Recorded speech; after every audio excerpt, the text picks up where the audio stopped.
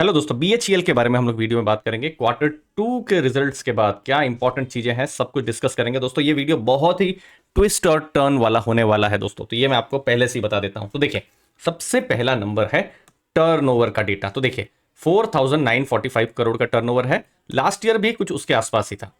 अब जब हम प्रॉफिट्स की बात करते हैं तो पहला नंबर एबिटा का नंबर है। लास्ट ईयर भी लॉस था और इस बार बड़ा लॉस है 191 करोड़ का।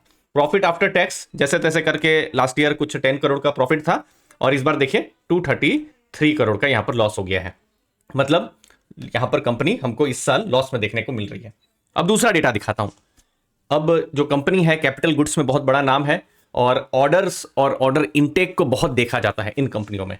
और क्या ऑर्डर बढ़े हैं? तो यहां पर सरप्राइजिंगली देखिए, लास्ट ईयर अगर आप देखेंगे अप्रैल टू सितंबर, ये जो 6 महीने हैं, 12,310 करोड़ के ऑर्डर्स मिले थे और इस बार 33,479 करोड़ के ऑर्डर मिले। तो ऑर्डर जितना ज्यादा मिले उतना ही अच्छा है। इनफैक्ट टोटल ऑर्डर बुक अगर आप देखेंगे, जैसे जैसे पावर सेक्टर में उनको बहुत ऑर्डर्स मिलते हैं और खासकर थर्मल पावर में, ठीक है। उसके साथ साथ दूसरी इंडस्ट्रीज है, जैसे अभी तो वो डिफेंस में भी आ गए हैं और फिर रेलवेज में वंदे भारत, ये सब भी उनको प्रोजेक्ट्स मिल रहे हैं, फिर एक्सपोर्ट्स भी है, लेकिन मेन पावर सेक्टर से उनको बड़े ऑर्डर्स यहां पर मिलते हैं। तो ओवरऑल आप ऑर्डर बुक देखेंगे तो 1.1 लाख करोड़ की ऑर्डर बुक है, जो कि बहुत ही स्ट्रांग मजबूत ऑर्डर बुक मानी जाएगी, ठीक है। तो कंपनी ने लॉस किया है लेकिन ऑर्डर्स उनको बहुत ही मजबूत यहां पर मिले हैं ये 6 महीने की जब हम बात करेंगे।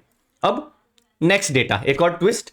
अब जो वर्किंग कैपिटल के लिए बहुत जरूरी होता है कि जो उन्होंने काम किया है, सामने से जो कस्टमर्स हैं उनसे भी उनको पैसा मिलना चाहिए, जिसे रिसीवेबल्स से हम देख सकते हैं। तो देखिए यहां पर जो रिसीवेबल्स हैं, आप ऐसा मान सकते हैं जितना भी कम हो उतना ही अच्छा है, लेकिन रिसीवेबल्स यहां पर इंक्रीज हुए हैं। ओवरऑल लास्ट ईयर देखेंगे तो इस समय में 33,718 करोड़ का रिसीवेबल था और इस बार और ज्यादा रिसीवेबल हुआ है, जो कि अगेन नेगेटिव है।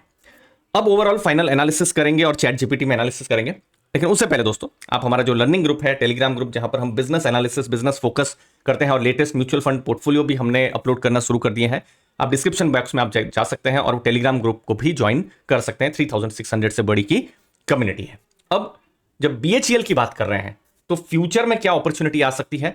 जैसे पावर सेक्टर में हमने देखा बड़े ऑर्डर्स उनको मिल रहे हैं, तो और खासकर थर्मल पावर में तो एनटीपीसी, अगेन वो ग्रीन एनर्जी में जा रहे हैं, लेकिन वो धीरे धीरे थर्मल पर भी आने वाले दिनों में कुछ कैपेसिटी इंक्रीज करने का उनके प्लान है और एनटीपीसी ऐसा करती है तो बीएचईएल को बड़े ऑर्डर्स मिल सकते हैं।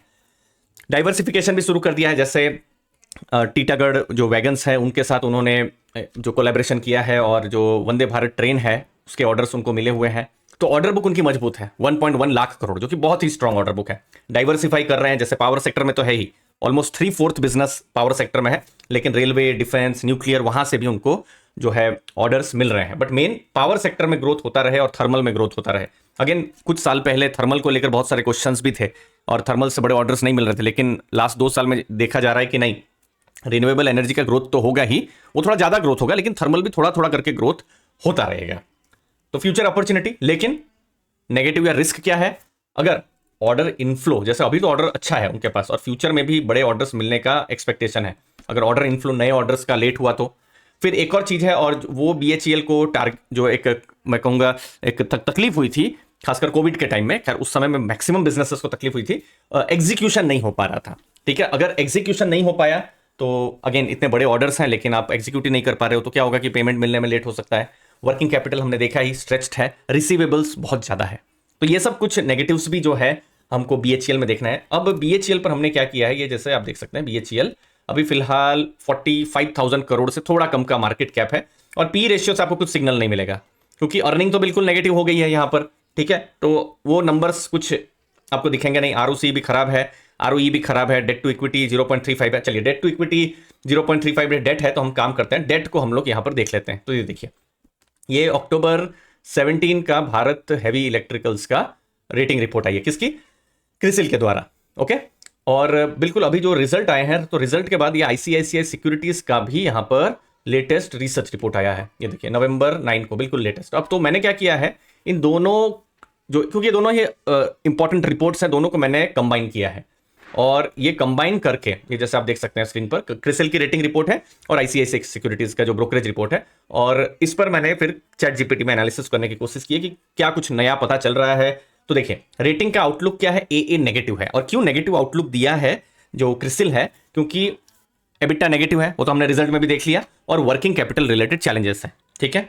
प्रॉफिटेबिलिटी पर क्या है कि मॉडेस्ट प्रॉफिटेबिलिटी, मतलब प्रॉफिट्स जो है, ये देखिए ये बहुत इंपॉर्टेंट है, turn around expected in FY25।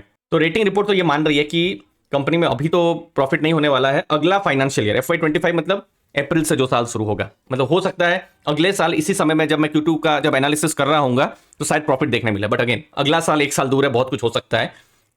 ICICI ने क्या कहा है कि लॉस तो रिपोर्ट किया हुआ है, लेकिन फिर भी वो बिजनेस को लेकर पॉजिटिव आउटलुक उनका है। ऑपरेशनल परफॉर्मेंस फाइनेंशियल ईयर 23 में अच्छा यहां पर हुआ है। ICICI का कहना है कि एग्जीक्यूशन में ग्रोथ वो नहीं कर पा रहे हैं, और लॉसेस इसीलिए हुए हैं क्योंकि जो पुराने जो उनको प्रोजेक्ट्स मिले हुए हैं वहां पर मार्जिन्स बहुत कम है। तो ये भी एक चीज है दोस्तों कि मार्जिन्स जो पुराने जो प्रोजेक्ट्स हैं उनको बहुत ज्यादा मिल नहीं रहे थे, जिसकी वजह से वो ऑपरेटिंग जो है वो लॉस कर रहे हैं। ऑर्डर बुक जो कि बहुत ही इंपॉर्टेंट है, तो ऑर्डर बुक मजबूत है, ये तो क्रिसिल का कहना है, और वो रेलवे, डिफेंस, फिर हाइड्रो पावर जो प्रोजेक्ट्स हैं वहां पर अपने आप को डाइवर्सिफाई करना है। ICICI का क्या कहना है कि ऑर्डर बुक तो 1.15 लाख करोड़ की हो गई है, और अगेन थर्मल और फिर रेलवे में वो जा रहे हैं। वर्किंग कैपिटल अगेन दोनों ही यहाँ पर नेगेटिव है क्योंकि हमने देखा है, लेकिन ये कहना है क्रिसिल का कि ये जो रिसीवेबल्स हैं फाइनेंशियल ईयर 25 अगेन अगले साल शायद इसी समय में एक्सपेक्टेड है कि ये रिड्यूस कर जाए, ठीक है। तो अब देख रहे हैं कि कहीं हमको कुछ बिल्कुल पॉजिटिव पता चल जा रहा है, कहीं हमको बिल्कुल बिजनेस को लेकर नेगेटिव पता चल रहा है। और ये ऐसे बिजनेस क्या होता है, बिल्कुल ऐसा भी हो सकता है कि टर्न अराउंड बहुत अच्छा कर जाए,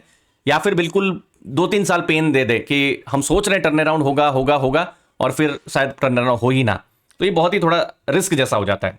ग्रोथ एक्सपेक्टेशन क्या है, क्रिसिल का कहना है FY25 में ग्रोथ होगा, मतलब अगले साल में, और ऑप्टिमिस्टिक है ICICI सिक्योरिटीज अगला साल और अगले साल के बाद में भी। तो की रिस्क क्या कहा है कि पावर सेक्टर की वोलेटिलिटी की रिस्क है, और यहां पर ऑर्डर इनफ्लो जो ICICI ने कहा है कि ऑर्डर इनफ्लो यहां पर की रिस्क है, और अगर एग्जीक्यूशन स्लो होता है तो ये भी की रिस्क है। तो ओवरऑल कितना समझ में आ रहा है BHEL को देखकर कि एक्सपेक्टेशन बहुत है, 1 लाख करोड़ की ऑर्डर बुक बहुत मजबूत ऑर्डर बुक है, लेकिन कंपनी लॉस में है क्योंकि जो पुराने जो ऑर्डर्स हैं उनका एग्जीक्यूशन को लेकर चैलेंज है, जो रिसीवेबल्स हैं उनको लेकर चैलेंज है, और मार्जिन्स उतना ज़्यादा नहीं है कि बड़े प्रॉफिट्स कर सके। लेकिन फ्यूचर को लेकर अगेन एक एक्सपेक्टेशन है कि उनको बड़े ऑर्डर मिल रहे हैं और मिल भी सकते हैं थर्मल में और फिर रेलवे में, और वो प्रॉफिट्स में अगले साल या फिर अगले के अगले साल में आ सकती है। तो बहुत ही इंटरेस्टिंग यहाँ पर होने वाला है जब हम बिजनेस एनालिसिस करेंगे फ्यूचर में। फिलहाल बहुत स्ट्रॉन्ग नंबर्स नहीं दिख रहे हैं जब हम BHEL की बात कर रहे हैं दोस्तों। मुझे उम्मीद है आपको वैल्यू मिली होगी। आपके समय के लिए बहुत बहुत धन्यवाद। थैंक यू दोस्तों।